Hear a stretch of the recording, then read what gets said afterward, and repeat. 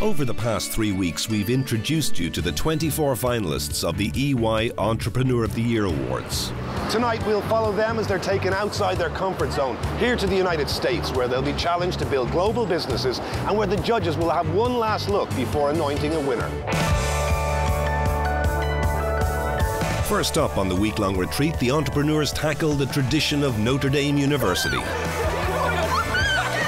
Before scaling the heights in New York, now, this is the 103rd floor. This is what you'll come out and you'll see. The finalists will be challenged and inspired. I've written 3 New York Times best-selling books, and I'm the only guy that's written more books than he has read. And global ambitions will be fueled. This is where we should be, and it shows you what you can achieve.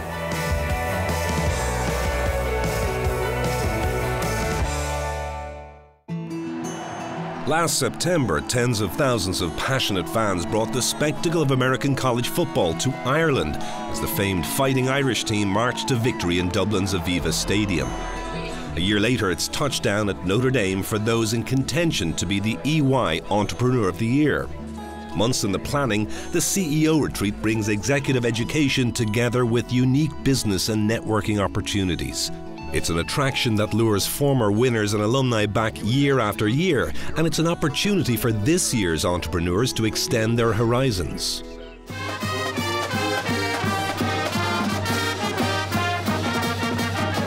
I'm Father Sean McGraw. The only thing I'm responsible for today is the weather, so I know you're grateful for that. So we're really excited to have you here at Notre Dame for the next 48 hours.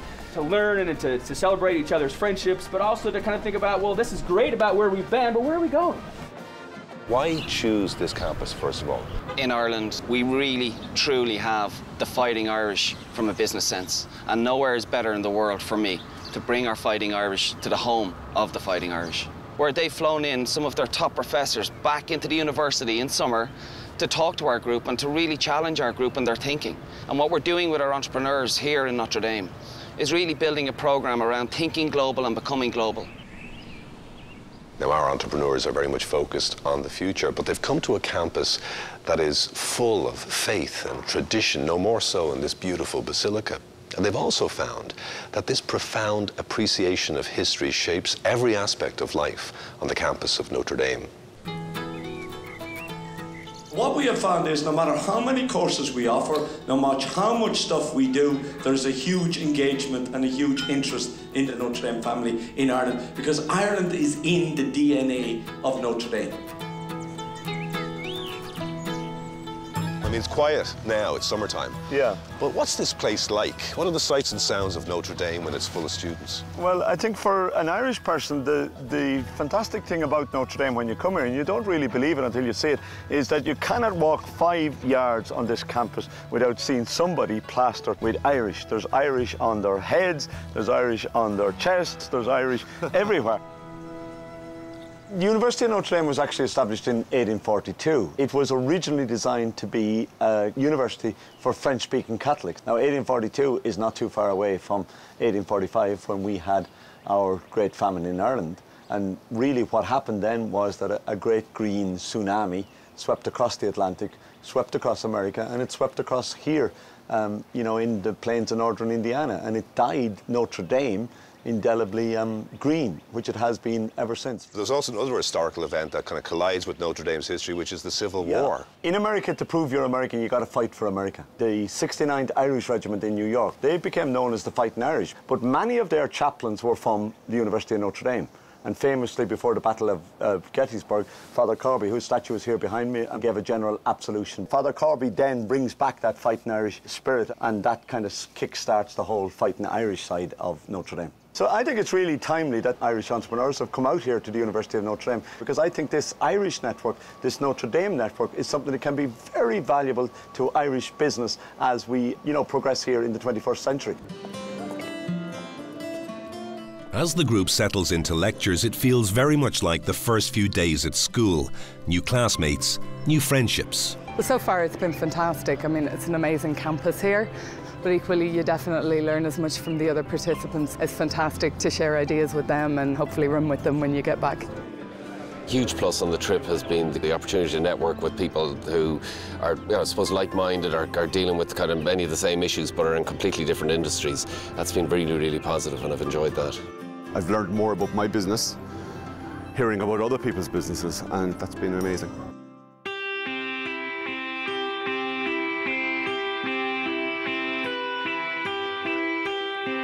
One of my sporting heroes is the Liverpool manager Bill Shankly. He once said that football is not a matter of life or death, it's more important than that. Well, here on the campus of Notre Dame, they take football to a new level of importance. You could almost say it's religious.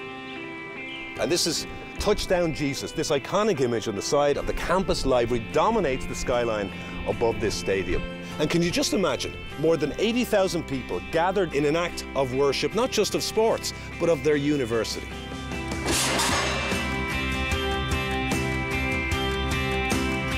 For those entrepreneurs brave enough, it's time for the snap of the ball.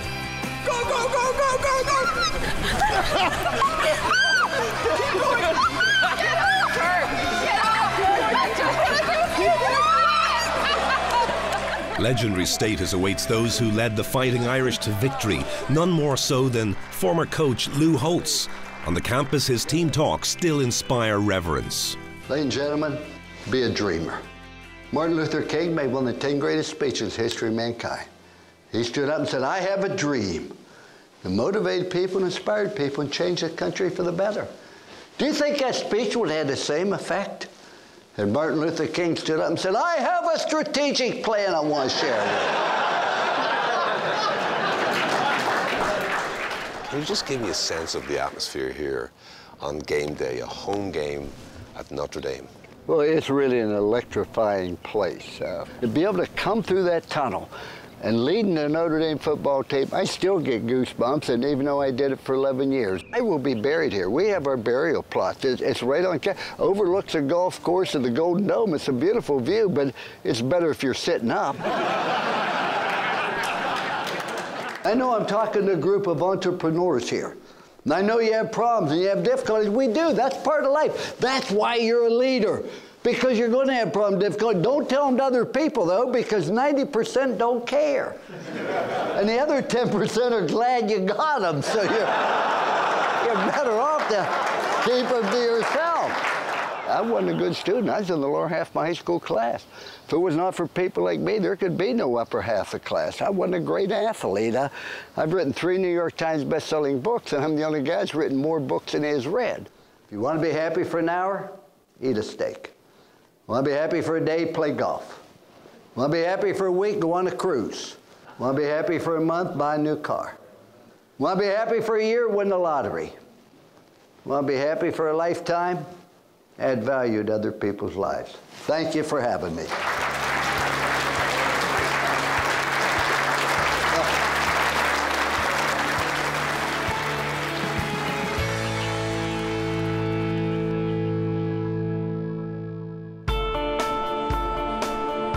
The business school at Notre Dame has an enviable reputation in America. And in its engineering and science schools, graduates have the opportunity to add a layer of entrepreneurial knowledge to their skill set. A new postgraduate program, STEAM, encourages students with a technical background to explore the commercial opportunities around work done in the lab. And some of the initiative's best young graduates are Irish. Cork man Brendan Daly spent a year investigating the commercial potential of solar paint. As soon as we turn on the sun, we see that it jumps up, and that basically means that there's a current now flowing through the cell and it's creating electricity. And it's all based on just this paint. We can maybe paint this on the hard shoulder of a road and start charging some electrical units which can power electrical cars. So huge potential, and it's just really exciting. I am honoured to be able to share my story with such a distinguished group here, and especially an Irish group. For Brendan and fellow graduates, having the attention of a room full of Irish entrepreneurs is an opportunity not to be missed. So we're currently looking to take investment, so if anyone brought up their check, I'd be more than happy to talk to you later. The director of Notre Dame's STEAM program is David Murphy. The goal is, how would I commercialize this research? How would I actually bring something from the bench or from the lab out to the street. In the end, that's really what entrepreneurship is, you know. It's solving problems that no one else sees and doing it in a way where you've built a creative business model around it that people are willing to pay you for that. But what's remarkable is Notre Dame is not just developing innovation in isolation here in this beautiful campus. They're looking beyond to the city around them, to South Bend, Indiana. And here again, the Irish students are playing a key role. With sponsorship from Notre Dame, Brendan and some of his fellow graduates have been encouraged to stay in the locality to cast fresh eyes on age-old community challenges. In a city filled with reminders of a more prosperous past, they have managed to save $200,000 for local schools and $1.4 million for the local fire department. The city of South Bend is reaping the benefits of this brain gain, an injection of much-needed human capital. You know, just tell me about how you chose to get involved in the local community. You could have stayed on campus, I'm sure. I could, but I think it was just exciting. You have a young mayor in charge, and he's willing to accept change. So from coming out of just a master's program for people in positions of power to actually be willing to listen to you and actually implement the ideas you have, it was just a fantastic place to launch a career. So my idea really is like get as much experience as I can under my belt, and then once I've soaked up as much as I can, I'm going to ready to go back. And you know, I'd love to be doing the same thing back home.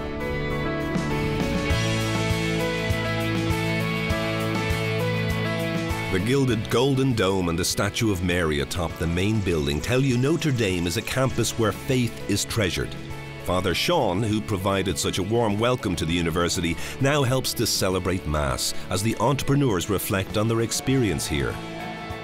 It was the most stimulating and the most energizing place I have ever been.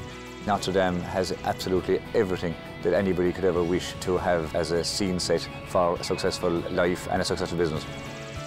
The architecture is beautiful, but all the buildings are the same, so we constantly get lost. But that aside, it is a wonderful campus. There's a lovely atmosphere here. We've met some great people and been exposed to some wonderful, wonderful speakers. It's an experience I'll never forget.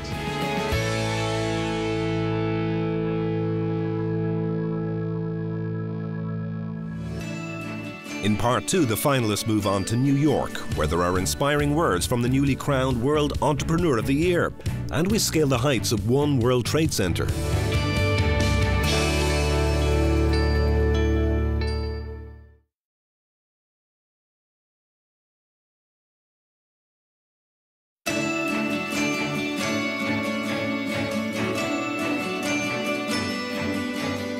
Having spent 2 days in Notre Dame, the EY retreat shifts to New York.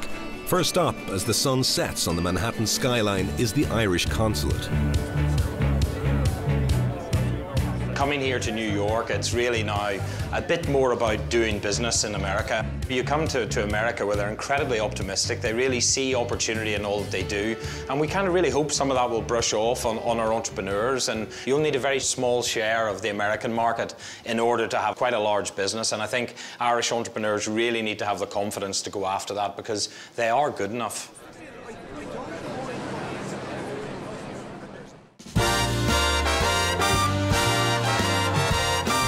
As a great man once sang, if you can make it here, you can make it anywhere. Pounding the pavements of New York, you can really see the truth in the cliché. The vibrant streets of the city seem to scream opportunity. Its energy seems to bottle the American dream. But it's also here on the avenues of Manhattan that the American dream came crashing down to earth. Everyone remembers where they were on 9/11. In New York City, they are determined never to forget. Looking at the 9/11 memorial, I'm struck by how many Irish names are on these walls, of the first responders, of the victims. But also I know that more than a decade later, it's the Irish who are helping to reimagine, reconstruct this historic site. The man charged with overseeing the construction of One World Trade Center is Bill Baroni. Every construction worker, all of us who work down here, we know that the eyes of the entire world is on us, and we will get this project done. The tower is still a year away from opening, so it's a real privilege to get such access. By the time we are done, we will have 26,000 different construction workers on this project. See New Jersey, the George Washington Bridge, the Holland Tunnel, and here's Manhattan. You know, this is the 103rd floor, but the observation deck, which will be right below us, this is what you'll come out and you'll see.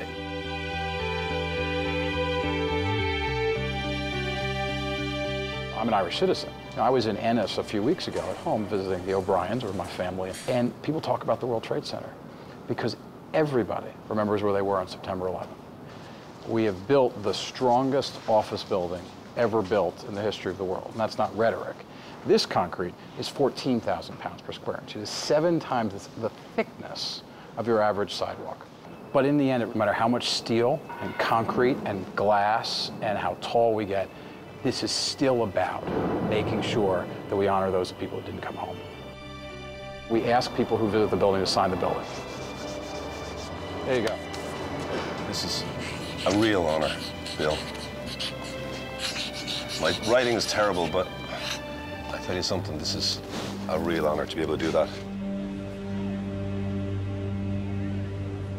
Well, the United States has been tried and tested over the past decade. There's a physical rebuilding going on, but there's also a financial rebuilding, and there again, the Irish are centrally involved.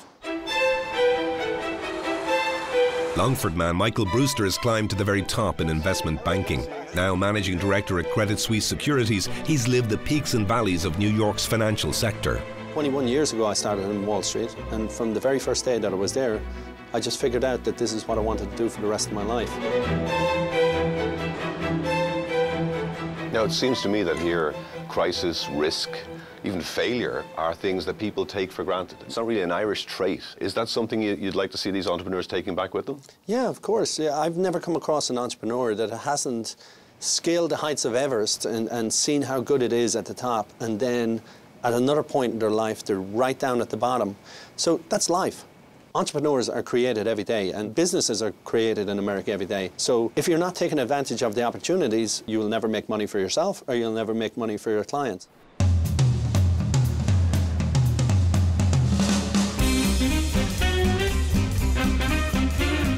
For any business looking for global growth, the pinnacle of public investment is the New York Stock Exchange. The EY Group are given the opportunity to experience firsthand the frantic atmosphere on the trading floor. During the day, it's buzzing with 192,000 messages per second. On a daily basis, we're talking about 700 million shares on the trading floor alone. Then you have to add our electronic systems, you have to add the trades that happen in other parts of the universe. This is as good as it gets from any companies. You put yourself out there and you say, here's what I'm worth, here's what I'm going to do. And these people basically bet on where you'll be in the future. A quarter of the listed companies that you see around us here are from outside the US. Right now we're listing 5 Irish companies here on the NYSE. The most recent addition was last October, was Fleetmatics, one of the most successful tech IPOs last year. To experience this on the floor as the bell is ringing is a dream. It's very, very exciting to see the really big names here, and to see the Irish companies trading here is really, really exciting. It shows you what you can achieve. I think that's what's really cool. This is where we should be.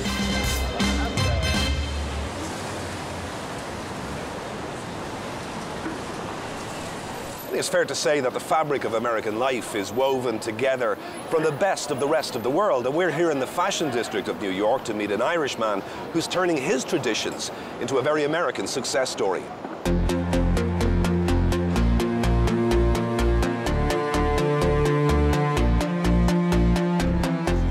How you doing? Hi, how are you doing? Welcome. Thank you so much for your time. Thank you for coming up to the showroom. Oh, no, it's fantastic. So as you can see here, here are some of my beautiful babies on the wall here. From Ballyheigue in County Kerry, Don O'Neill's journey in fashion has seen him conquer the catwalks of London, Paris and New York. His unique designs have earned the loyalty of celebrities like Taylor Swift, Nicole Kidman and Oprah Winfrey. I'm known for my intricate beading and my embroideries, and I sort of carved out a niche in the market for myself. When I came here, a lot of it was we live in houses with grass roofs, and people just assumed that the Irish were all alcoholics because the St. Patrick's Day image of the Irish in New York is pretty ingrained. And I sort of distanced myself from it. I didn't hang out at Irish bars. I didn't desire to meet Irish people. I was meeting Americans and every other nationality. And it wasn't until, believe it or not, Riverdance, which sounds so cliched, but it just made Ireland look modern. It sort of took all the cliches and threw them out the window and sort of put a modern spin on things. And then I started with the swirls and the scrolls and sort of the Irish motifs in a very modern way, bringing them into the collection. I now incorporate more and more of my Irish heritage into the dresses. A month ago, I had a beautiful Irish fisherman's jumper, we call them sweaters, but with the cable work interpreted in porcelain beads. Everyone like, wow, that's an amazing looking, where did that come from? And I had to explain to them what an Irish fisherman's sweater was. For them, what's new, and for me, it's something old and something I grew up with. It's great that these are pretty dresses, but at the end of the day, are you generating the markup and the sell-throughs that they need? For me, it has to work globally. You need to fine-tune your product, and you can take it to heart when people don't like what you do. I take the criticism professionally, and then I apply it to my work, and I think any entrepreneur who wants to be global should do the same thing. Just days before the retreat to America, the World Entrepreneur of the Year was crowned in Monte Carlo.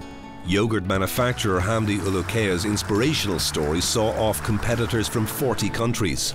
Back in New York, the triumph turned Hamdi into a business superstar, but he still found time to meet the Irish entrepreneurs to share his recipe for success.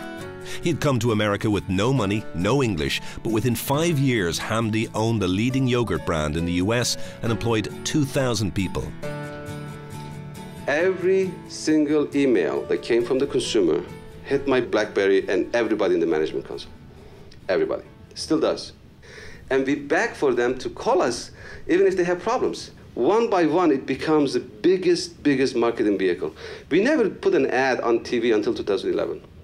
He just comes over here to the States. He can't speak an awful lot of English. What he achieved was absolutely remarkable. I mean, $1 billion in turnover. I mean, what an inspiration to us all. When we started, 70% of the market was divided with two companies. They would decide what yogurt will go in which section. And we went to ShopRite first in New York. And when we went there, the buyer said, we're going to put you on the specialty side. We said, no, it's just a cup of yogurt, for God's sake. Why is it so special? He said, I think $30,000 for each cup to be on the shelf. We said, we will pay you with yogurt. And the guy said, explain. We said, well, we'll sell you the yogurt, and when you sell, you pay us less every week. And he says, what if it doesn't sell? 2 weeks later, he called and he said, I don't know what kind of crap you're putting into this yogurt.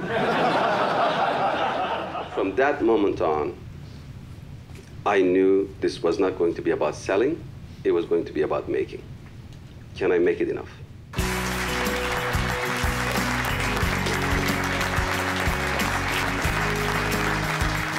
Oh, that was sensational. That really was. That showed humility, it showed leadership, it showed how to bring your team along, passion and obsession with his products and what he was trying to do. Really, really, that was enlightening. That was the best speech I've probably heard in years. It's hard to leave New York. It's always difficult to get up and move out of New York. It's such a passionate, driven, wonderful place. But tomorrow is my time to go, so I'm going back fully pumped up. It's been outstanding for me. Coming away home enthused, reassured, motivated. So it's been a wonderful experience. You know, I met some really good guys who are always open and honest and willing to share their experiences. So I would certainly hope so that those friendships and relationships would stay for many, many years. The US retreat has provided a tremendous opportunity for the finalists to network and learn from each other. But ultimately, this is a competition, and for the judges, decision time is looming. Well, there's always a really strong debate. I mean, we all mark and put down, and then it'll come down probably to the top 3 or 4, and then there's a hell of a battle. I'm down to 2 people, and I'm not sure yet which way I'm going to sway, because it's really difficult. This has been a very packed schedule. Been very inspirational, very challenging.